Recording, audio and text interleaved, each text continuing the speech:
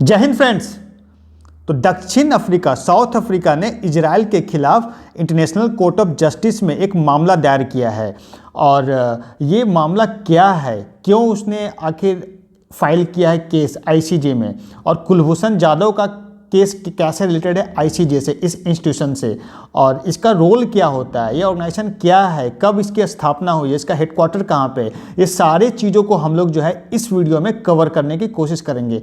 और सारे कुछ मैं बताऊंगा, आपका पूरा कंसेप्ट क्लियर हो जाएगा कि ये जो ऑर्गेनाइजेशन इतने इम्पॉर्टेंट क्यों है हमारे लिए।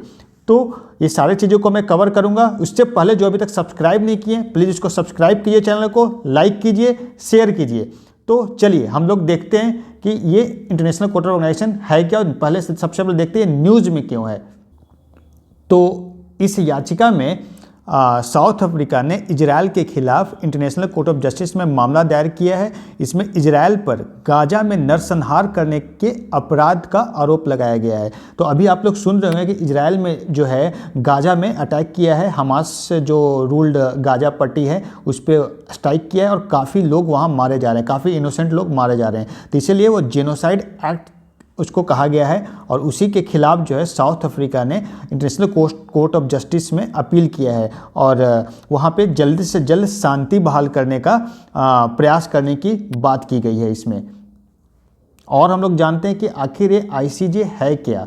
तो इंटरनेशनल कोर्ट ऑफ जस्टिस का हेडक्वार्टर जो है वो है हेग में। कहाँ पे ये हेग कहाँ पे, नीदरलैंड में। हेग कहाँ पे, नीदरलैंड में। आप लोग मैप में देखिए, ये जो है वो आप पूरा अच्छे से दिखाता हूँ, ये है नीदरलैंड, ये है नीदरलैंड है। यहाँ पे जो है हेग है, इसकी राजधानी कहाँ पे, आम्स्टरडम है। कहाँ पे, आम्स्टरडम। बहुत ही खूबसूरत शहर है, आप लोग कभी जाइए। यहाँ पे जो है वह ये है यूके और नीदरलैंड के बीच में जो है, इधर फ्रांस है, तो ये यूके इसके बीच में जो है वह स्ट्रेट ऑफ दोआर है, और इस तरफ जो है वह इंग्लिश चैनल है। इस तरफ क्या है, इंग्लिश चैनल है। तो ये ज्योग्राफी आपको याद रखना है। ये जो है नॉर्थ सी है, इधर क्या है, नॉर्थ सी। तो इस तरह से जो है पूरा ये इसका मैं आपको ज्योग्राफिकल लोकेशन समझा रहा हूँ। तो ये इंपॉर्टेंट है, एग्जाम्स में पूछे जाते हैं। और एक बहुत ही इंपॉर्टेंट रिवर बहती है यहाँ से, वो है राइन रिवर। राइन रिवर जो है वह सिर्फ दो कंट्री से बहती है, एक है जर्मनी और दूसरा है नीदरलैंड।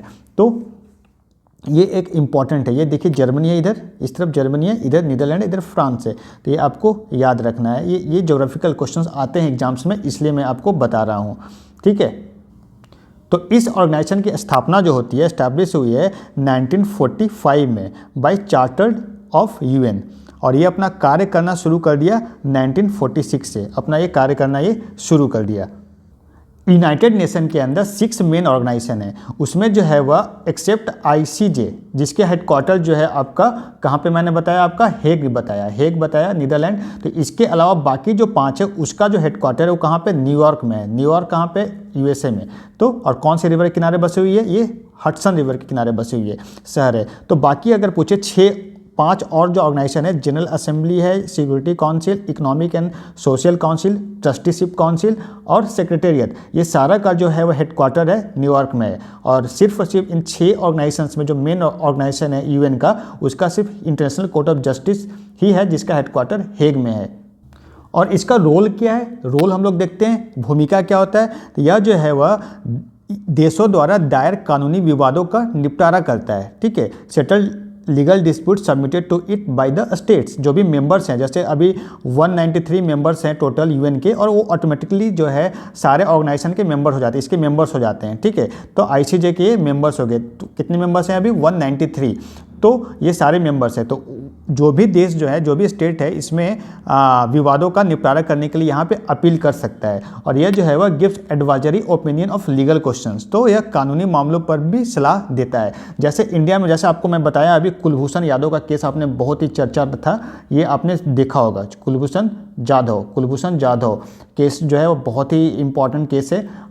उसमें क्या होता है कि इन 2016 अप्रैल 2016 में पाकिस्तान सिक्योरिटी द्वारा इनको गिरफ्तार कर लिया जाता है। इनमें आरोप लगाया जाता है कि ये जासूसी और टेररिज्म में इन्वॉल्व हैं। तो और इनको जो है वह डेथ सेंटेंस दिया जाता है वहाँ के कोर्ट के द्वारा, पाकिस्तान के कोर्ट के द्वारा, इन अप्रैल 2017।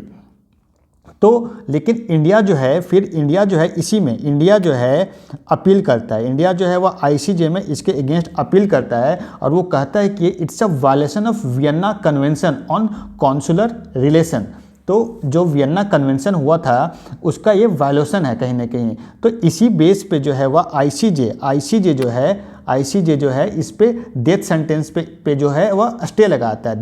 डेथ सेंटेंस पे क्या हो जाता है, स्टे लग जाता है। तो ये एक बहुत ही बड़ी जीत होती है इंडिया की इसमें, और ये अभी तक जो है वह कहीं ना कहीं वो इसी कारण जिंदा है। तो कुलभूषण यादव का केस आपको याद रखना है, बहुत ही इंपॉर्टेंट है इसमें, और कभी भी आपको एग्जाम्स में आए तो इसको आपको जरूर कोट करना है। और दोस्तों अब हम लोग देखते हैं इसका कंपोजिशन। तो कंपोजिशन है 15 जजेज होते हैं इसके, जो कि एलिजिबल होते हैं री इलेक्शन के लिए, और उनका टर्म होता है 9 ईयर्स का। ठीक है, 9 ईयर्स का टर्म होता है, और चुने जाते हैं किसके द्वारा, UNGA, United national general assembly, और यूनाइटेड नेशन सिक्योरिटी काउंसिल के द्वारा ये चुने जाते हैं। और ये जो जजेज हैं 2 और कार्यकालों के लिए चुने जा सकते हैं। तो कोई भी न्यायाधीश कार्यकाल पूरा करने के बाद फिर से वह निर्वाचित हो सकता है, इसका री इलेक्शन उसका हो सकता है। जैसे इंडिया से 2012 में दलबीर सिंह भंडारी बने थे इसका मेंबर्स एज ए जज यहाँ पे ज्वाइन किए थे। तो ये था पूरा आईसीजे के बारे में जो कि अभी न्यूज़ में था, तो इसलिए मैंने आपको इसके बारे में पूरा बताया। और नेक्स्ट वीडियो हम लोग फिर मिलेंगे। अभी तक आप लोग सब्सक्राइब नहीं किए हैं तो प्लीज़ इसको सब्सक्राइब करें, शेयर करें, और टेलीग्राम चैनल का लिंक दिया हुआ है वो भी आप लोग ज्वाइन करें। वहाँ पे बहुत सारा कंटेंट आपको मिलेगा जो एग्जाम्स पॉइंट ऑफ व्यू से जनरल अवेयरनेस के लिए बहुत कुछ सीखने को वहाँ है, आपके पास कंटेंट वहाँ दे रखा है। तो चलिए, बहुत बहुत धन्यवाद।